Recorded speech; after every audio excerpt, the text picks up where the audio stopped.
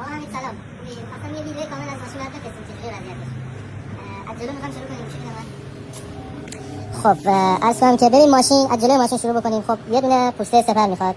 خب دیگه این جلو پنجره رو میخواد. اینا شکسته، این چراغا شکسته، یعنی نشکسته. اومدن برای اینکه بخار میگیره چراغای جلو که پشتش سوپاپ داره.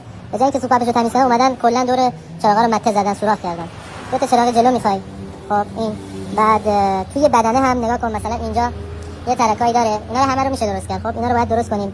خود کاپوت، این قسمت کاپوت اینا همش درست شده، رنگ شده. این قسمت کاپوت اینجا ضربه داره. خب این باید کامل درست بشه. این قفل کاپوت، این زبونش به قول من، این باید کامل درست بشه. شما الان بخوای کاپوت عوض بکنی خیلی بهتره، ولی هزینه‌ت میره بالا. وگرنه بخوای کاپوت عوض کنی خیلی بهتره، چون که اینا شکستگی زیاد داره. حالا من نمیدونم شما میخوای چجوری هزینه کنی روی این ماشین، ولی ما میتونیم اینو درست کنیم، عوض هم میتونی بکنی. خب این از کاپوت، این بومایی که اینجا ول کرده همه رو باید درست بکنیم اگر قرار کاپوت تعمیر بشه. این از این. خب این از قسمت کاپوت. گلگیر، این قسمت ماشین خب خوبه، ضربه نداره. این قسمت ماشین تا تهش ضربه نداره، موماش تکون نخورده، اومده تا اینجا بدون مشکل. خط و خشو اینا داره، اینا باید درست بشه، ولی ضربه نخورده. پالونیا این و کامل سالمه، سینه جلو سالمه.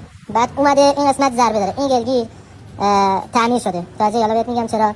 نگاه میای اینجا این قسمت الان که انگشتمو میبرم جلو، این باید چیپ باشه که فاصله افتاده. خب این ماشین از این قسمت ضربه داشته و درست کردن و خوبم درست نکردن. مثلا ببین این گلگیر الان پایین‌تره، این بالاتره. بعد این خط درب خیلی زیاده، از اینجا اومده. آخه خیلی حرفه‌ای دیگه کار برای جمع بکنیم، متوجه؟ این لبه در بالاتره از این. بعد این خط درب اینجا با اون ور درست نیست. این فاصله این ور اتاق با اون ور درست نیست. حالا میایم اینجا، این پالونی اینجا پاره شده. خب پاره شده، جوش هم زدن، ولی خب به درد نمیخوره. این پایه ها اصلا به درد، ما میخوایم چیزی که تو ذهنمون هست یه چیز کارخونه‌ای برای جمع بکنیم، متوجه؟ الان همینم ما میتونیم برای تعمیر بکنیم، ولی بتونی هزینه بکنی این پالونی رو حداقل عوض بکنی خیلی خیلی بهتره، متوجه؟ بعد چیزا الان مومای اینجا همه ول کرده. این قسمت ماشین ضربه داشته. دیگه چی می‌خواستم بگم خدمت؟ به خاطر این ضربه‌ای هم که داشته، مثلا به جای اینکه بیان اصولی درست بکنن اومدن اینجا پای اتاقا رو واشر اضافی براش گذاشتن که این قسمت بیاد بالاتر، اینجا بیاد بالاتر و همتراز گلگیر اونور بشه.